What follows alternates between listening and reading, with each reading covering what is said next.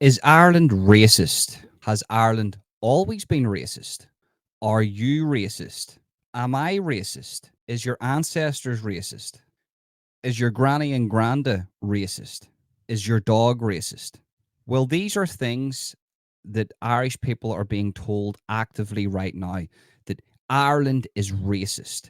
And in a new book by Dr. Ebun Joseph, the book's called Stories of Black Irish Women. It comes out on March the 21st. This is a critical race theory type book that will be published. I have no issue with that whatsoever. I might give it a read and give it a review, my honest review on it. But it's more on the lines of critical race theory. Now, I really want to start this off by saying to you that there's racists everywhere. Everywhere you go in life, you're going to get racists. Think of the most liberal place on planet Earth, say San Francisco, right? It's a hellhole. Drug addicts everywhere, zombies, liberal. Even in those places, you're going to get racists. So I need to really say this slowly and clear, that you're not going to kick out all the racists from society. It just doesn't happen. It's actually impossible unless you want to go maybe and take, a man's idea from the 1940s and try to exterminate all of them. I'm not saying that the people that he exterminated were racist, but take his ideology and logic and apply that to the people that you don't like. I also don't like racists. I don't surround myself with racists. I myself, I'm not a racist. I've never judged another person because of the color of their skin. I've only judged them on their actions. Simple. So it's crucial that we don't allow this woke mind virus armed with critical race theory to creep into our schools and start teaching our children that because of the color of their skin, that they are privileged, and because of the color of their skin, they have lived a privileged lifestyle. To anybody that wants to teach that to Irish children, I see this book coming out now. Anybody from America will say 20 years ago, whenever they were coming up with all these critical race theory ideas, and then they started implementing them into schools, people were saying it's got nothing to worry about. You don't have to worry about this. This is, it'll filter away. And they should have gotten top of this, because actively in American schools, children are being taught that because they are white, that they have grown up in a privileged lifestyle where they've had an advantage over others.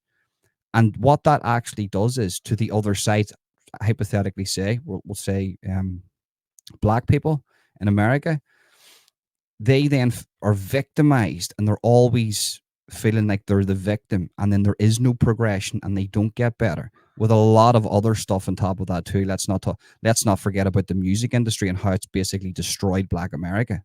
So what I'm trying to say to you here, I've seen this is a seed. This has came in under the umbrella that it's came in a little book, just this lady publishing it, her view, but it's fundamentally a critical race theory book, which in years to come, with the trend that is happening, right? And if we stay on that trajectory, then in 10 years' time, it's books like these will be taught to Irish children that they are racist, that they are privileged because of the color of their skin, and their ancestors were racist. And that's something we need to nip in the bud ASAP. Another thing I would like to say is, a lot of people get called far right. And I always say it's not far right, it's right so far. True. And there's a lot of people being called far left. These things are division politics. I only use them in the comedy sense, but realistically, I want you to know this. Everybody at the bottom of the pyramid right now is being played by the people at the top of the pyramid: pharmaceutical companies, big business, banks. That's who's benefiting off the migration crisis coming into Ireland. It's got nothing to do with the color of somebody's skin. I do not care about the color of somebody's skin.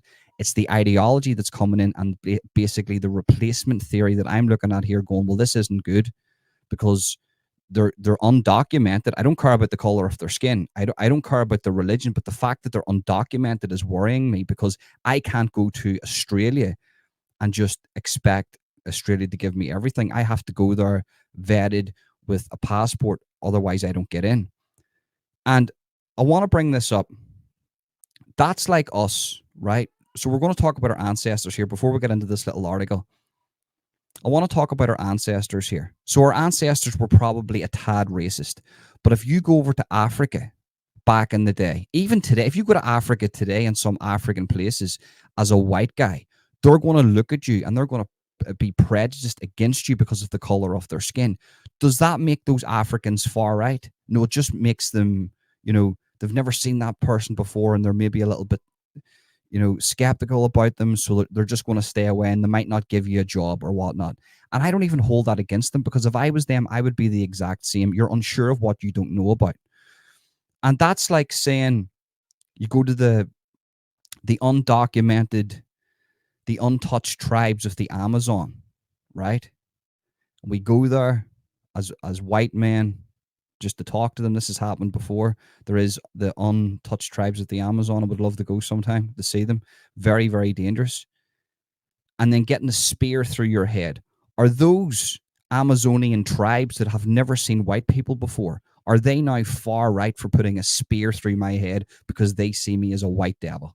No, they're not. But that's the same logic you apply to our ancestors. So our ancestors didn't know. Our ancestors didn't have a clue about, back in the day, what other racial groups got up to. That's why they were racist. Today in this society, is there racists? 100% there is. I'm not denying that. But what I am denying here is that we are uneducated on the matter of race. And that's where I put my foot down, because we are all educated in the matter of race. As a whole, we are educated, and as a country, we are educated on the matter of race and prejudice. The Irish people have been persecuted against for hundreds of years. I don't hold any bitterness or resentment. I do not see myself as a victim. I do not look at the British and go, I am the victim because of these people. I married a British woman from Liverpool. My son is half British. I tell him about his ancestors because he deserves to know. And this is the problem that we're having here. You've got a section of people around the world that use critical race theory to victimize another racial group, and they grow up thinking that they are the victim, and there is no progression. And that's something that I'm against, because you're not going to grow a good society. You're using that to segregate a certain group of people in society that feel like, oh, I will never progress because of the color of my skin, when in fact they have all the abilities to progress. Especially in Ireland, if you work hard enough and you do everything that you're supposed to do, you pay your taxes, you don't break the law, you can rise. You've got just as good of an opportunity. We can't allow it to creep in. It's as simple as that. These people, regardless of the color of their skin or religion, whether you're Irish or you've immigrated here, maybe you've came here illegally, have the same abilities to work and thrive in this country. And what I'm seeing is this is the seed of doubt that's been placed into the minority's head to victimize them, to make them feel that the people native of that country have put them down. And that essentially, as time goes on, will grow a segregation and a bitterness and a hatred. And I do not want that.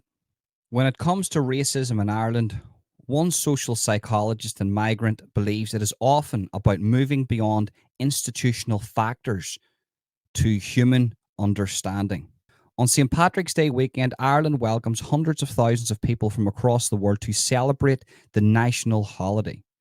It raises the question, however, of how welcoming Ireland is the rest of the year. Institute of Anti-Racism and Black Studies founder Dr Ebun Joseph is launching her new book, Equity in the Workplace, Stories of Black Irish Women, on March 21st. So straight away there, I'm noticing a key phrase, institutional factors. So they're, Dr.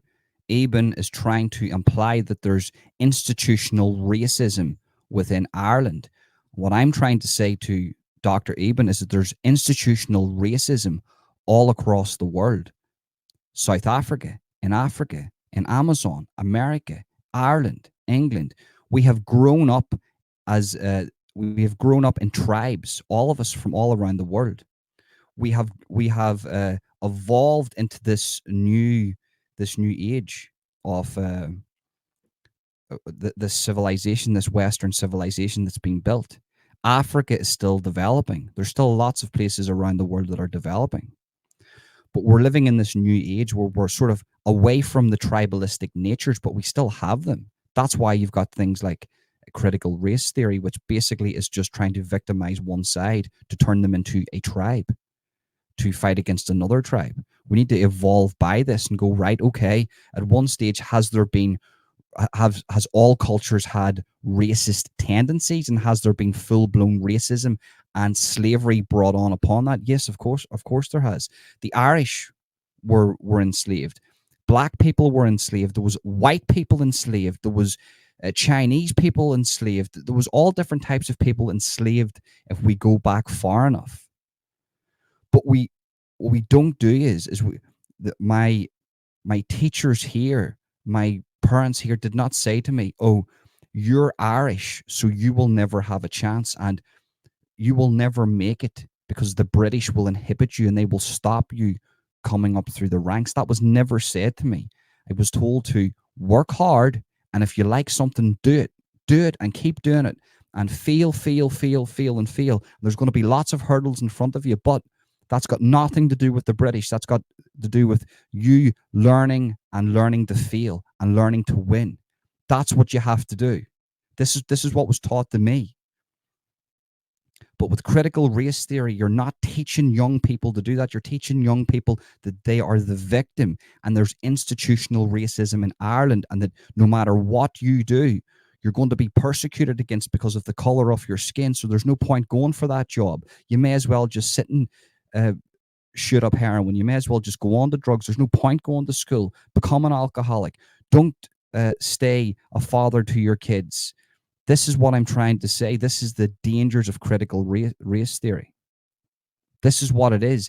And when you listen to what I have to say, I'm the real anti-racist. This critical race theory and coming out with phrases like institutional racism in regards to Ireland is the most racist thing that you can do, because it is creating a prison, an open prison of people, and segregation in a small island. And we need to put a stop to this ASAP. She told the Anton Savage Show her book found the experience of Black Irish women in Ireland is very negative, similar to other countries such as the UK and the US. Black women were just trying to survive, but there's much negativity, she said. If you read the book, you will find people who have 2 master's degrees, level 9, having to work in level 5 jobs because they can't get a job in the labour market.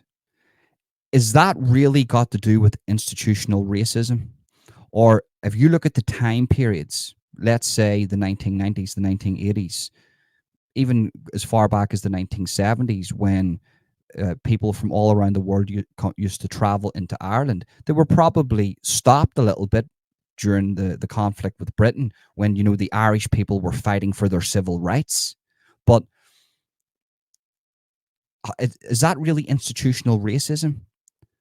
It doesn't matter how much qualifications you have. Now, this is the thing that really gets me about privileged people with 2 master's degrees, right? They think, well, I've got 2 master's degrees, so I'm going to get that job in that, and I'm qualified to get that job, so therefore I have to get that job. Wrong. Absolutely wrong. Because I'll tell you now, as a person who had to sack people before, who's had to hire people before, who's had to give advice on hiring people before, there's been people that's came up to me that are really, really qualified. Very, very qualified. And I've seen them work and they're brilliant. But I thought to myself, there's something I can't put my finger on with that person, so they haven't been hired or they've been sacked on the back of me giving advice. and they've been overly qualified. So what I'm trying to say to you is, could some factors be racism? They mightn't have hired people because of race. 100%. I'm not denying that. But in some cases, you can go up to somebody with two master's degrees, and you've absolutely failed the interview. It's not about what you know; it's about who you know. And this is the thing for all young people, that they need to know this. This isn't about going to university and getting a degree or something. Or good, do that. But you now have just done a quarter of the work. The work starts after you get the degree. A lot of these young people, a lot of these people think, well, I've got this degree, so life's just going to come to my hands and everything is going to come to me. Biggest load of shite you'll ever hear in your life. That's when the work begins. And you need to know this. My brother is a prime example of this here. My brother has worked for some of the biggest movie studios in the world: Paramount Pictures, MGM. He was done the new not Pirates of the Caribbean. I forget this one. It's the Dungeons and Dragons movie, right? And he works for the special effects team. He's an absolute expert in what he does.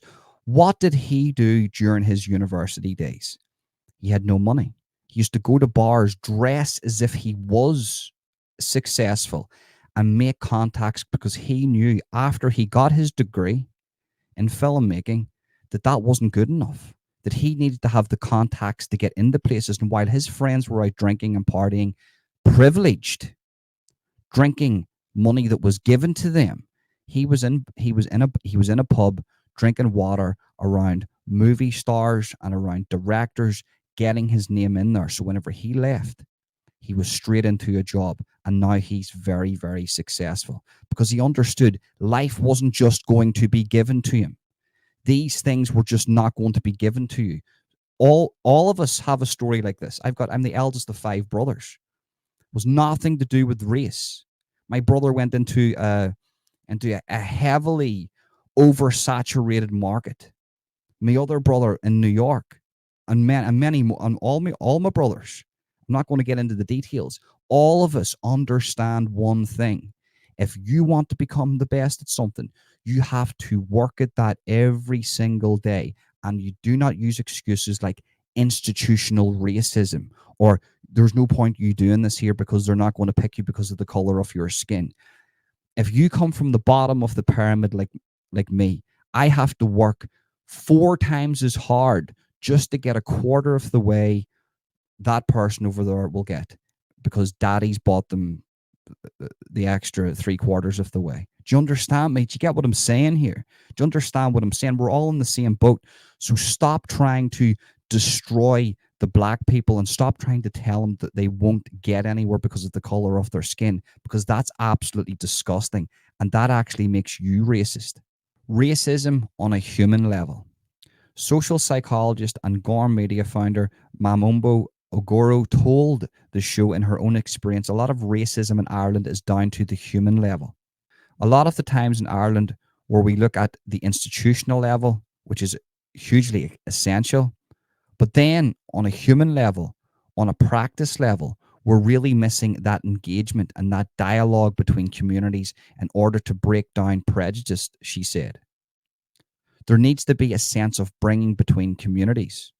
Well, how can you do that whenever you bring in things like teaching people and saying to people of Ireland, well, there's institutional racism and those people have always had an advantage over you. Now you're victimizing the other side, and they think, well, those people have persecuted against me. I hate those people. Then you cause resentment on the other side, and now you've just created a race war. So if you want to bring sort of unity between the communities, you're going the wrong way about it.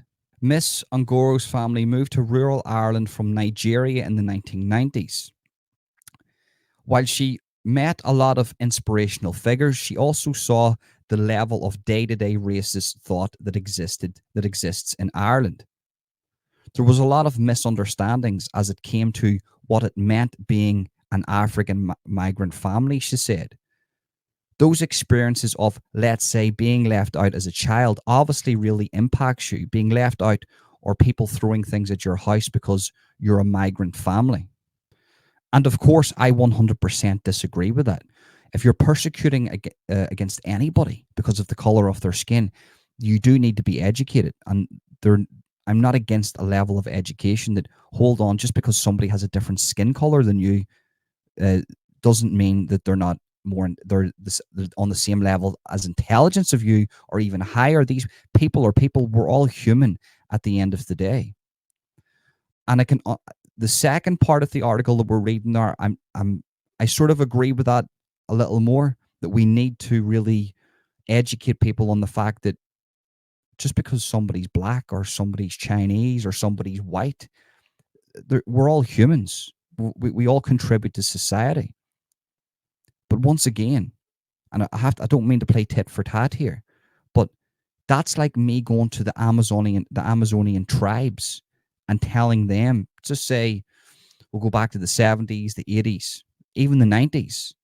And if you look at the 1990s Ireland, what, 99% white, 99.9% white. A lot of them didn't travel. A lot of them wouldn't have seen black people face to face. So there would have been a higher level of racism back then than there is today, because people didn't know. Now we're living in a multicultural society where people are able to immigrate here legally, and Irish people are allowed to go around the world and immigrate to other countries legally. Back then, there wasn't so much of that as what there is today. So obviously you're going to get a higher level of racism, people with the looks, people not giving people jobs because of the color of their skin. But don't use that as an excuse to put down the people of Ireland today and say to all the black people in Ireland that you have been persecuted against. Your ancestors, some of your ancestors have been persecuted against by people in Ireland years ago. So not, what that means is that you can play the victim, because that's not building bridges with the community. That's destroying bridges. That's burning bridges. And that's something we need to get away from. And once again, I have to say it. That's like going to the Amazonian tribes, undocumented tribes, untouched tribes, going into Africa and to some parts that I've never seen a white man. And then me using that today, saying, well, I've been the victim of racism in Africa or in the Amazon, and these are far right bigots that have attacked me. No, they've never seen a white man before. What do I expect? Of course, they're not going to accept me, because it's built into our DNA to not accept other people not of our tribe. It takes time to build up that trust, because we don't know who they are. Do you know what I mean? So stop trying to take away our evolution to who we are and who we are built. We're tribal. We're tribal, and that's what it is. But don't use that as an excuse to victimize the black people living in Ireland now and tell them that they're right to be a victim, because they're not. Nobody should say that about themselves. You've got every opportunity, just like everybody else. Lack of understanding. Miss Agoro said a lot of the racial prejudice she has seen is due to a lack of understanding. I know we can go back and forth in terms of asking yourselves, is Ireland racist or is Ireland welcoming? She said. But I think on a deeper level, once you really understand the human story that even goes beyond racism, that goes beyond what's on the surface level, their skin, you really understand the human elements. And what she means by that is the evolutional elements to this. We are tribal by nature. Don't let anybody say to you that your grandparents were racist. They probably were a tad racist, but they were racist for a reason, because they were tribal. We've evolved from whatever to now, and throughout that time, we've always been tribal. So to deny that is silly. And what I'm seeing a lot of things today being misinterpreted as is tribalism being interpreted as racism. I don't really particularly care what skin color somebody has. If somebody comes up to me and starts saying, well, I've been persecuted against because of my skin color, I'm probably more than likely going to walk away and not want to have a conversation with that person, because what I'm going to have a conversation about is somebody telling me that they are a victim. And I can't be around those people. And I'm sure I speak for a lot of people in the black community where they don't want to have that conversation either, and they don't want to turn out the way America is, where they're teaching children, white children, that they are bad for being white and they have had an advantage and they need to self-loathe, and they're victimizing the black community in America, telling them that they can't rise up through the ranks and become whoever they want to be, which creates victims, and then in turn creates fear and anger and bitterness and resentment. And what does that do? They turn to drugs. You know, they look for escapism. They don't strive to go to the top of the ladder. They think it's something crazy in Black America. They take up, like, they buy 90% of the all the expensive clothes, but they live in the most impoverished areas in America. And you know, where you've got these billionaires wearing £2.50 t-shirts from $2.50 t-shirts from their version of Primark. They don't care about what they look like. Do you understand? So because they're looking for status, because they feel like victims. When a person feels like a victim, they look for status. They look, well, I need to look like I'm not a victim. A person who's not a victim, or a person who doesn't feel like a victim, doesn't need to look like they're not a victim. Look at me. This has cost me £8, this t-shirt. I'm not out there buying Armani t-shirts or expensive clothes because I don't need to, because I'm not a victim. And I know exactly what I need to do and what I need to strive to be. I need to make as much money as possible for my son and for my wife, to protect them. Do you understand me? And once you have that, and once you know that, all victimhood just leaves you. So I understand we need to be educated, educate people. That's fine, but never never victimize people with critical race theory, and teach them the correct history.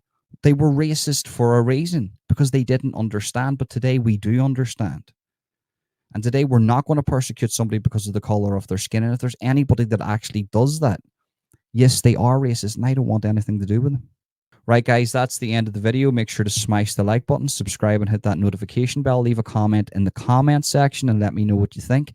And if you want, go and follow me on the free speech platforms like X and Rumble. You can find those links in the description. And if you want to go buy me a coffee, the buy me a coffee link is there also. The reason why that's there, because this isn't monetized.